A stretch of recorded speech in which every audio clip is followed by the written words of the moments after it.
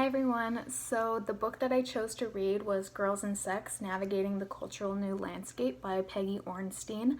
I chose to pick this book truthfully because I thought it sounded really scandalous, and on the cover of the book in bold letters it just says Girls and Sex, and I thought, that's such a taboo.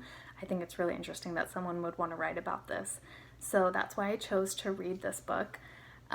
Peggy's goals with this book were that basically just to understand female sexuality more and their gender performance.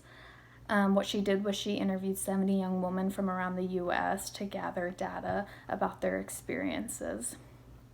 I listened to this book on Audible over a really long drive, and the way she writes is really raw and really relatable, and she doesn't tiptoe around certain ideas and concepts that might be uncomfortable to some, which I really appreciated, and it honestly made listening to the book a lot easier and interesting, which was really nice.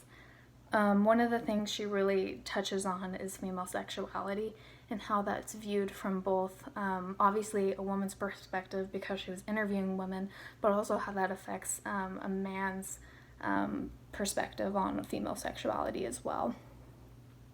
She spoke a lot about how female sexuality is expressed through their clothes, and a lot of the women said that the reason that they dress slutty is because it makes them feel powerful, and they're proud of their bodies and they want to show them off, which I think is amazing, but that wasn't always the case among all 70 women. And she also talks about how female sexuality is tied into hookup culture, and she talked a lot about hookup culture throughout this book.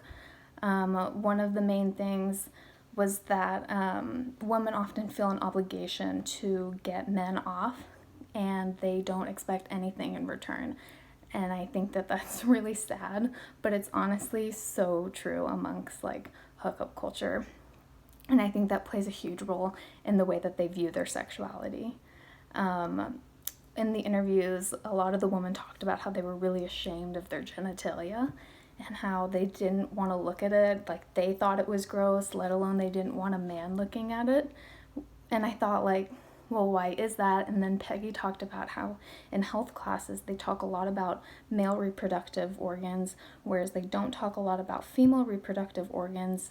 They talk a lot about female inner reproductive organs, but not a lot about outer reproductive organs. And I think that alone already places a stigma and a taboo around it, making female or men not want to talk about it or look at it or anything, which I think is super sad, and it really affects a woman's sexuality.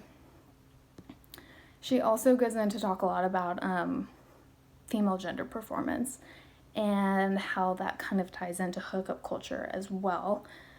She talks a lot about how women's gender performances have play along with alcohol, and basically how hookups and alcohol go hand in hand, and how that affects a female's gender performance. For example, some of the girls that she interviewed talked about how they felt the obligation to dress really slutty, or else they wouldn't be allowed into certain frat parties hosted by all of these men. And so they felt the need to dress a certain way to appease these men, so that way they were allowed into the party. And in addition, some of these young women talked about how they felt obligated to hook up with men because they were at these parties. It was oh, they let me into the party, I need to give them something in return. And so I think the parties and the alcohol and everything combined really plays a strain on the way that they feel that they need to perform their gender in a certain way.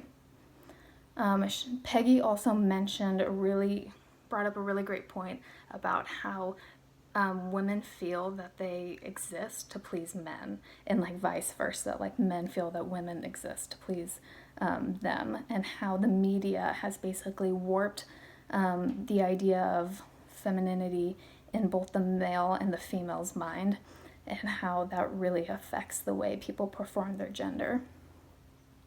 I feel that this book is for everyone, and everyone can benefit from it. I think that it's a great coming of age book, and it's definitely something I wish that I had known about when I was in high school and read it because I think I could have benefited a lot from it, or a lot from knowing a lot of the things she said in this book then.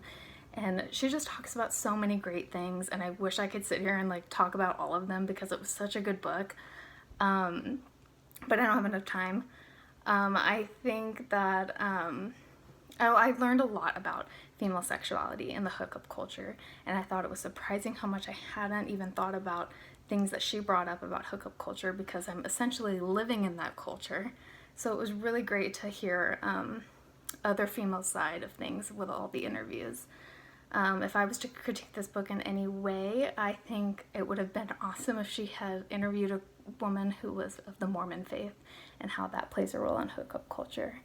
I think that would have been really interesting, but of course you can't interview everyone.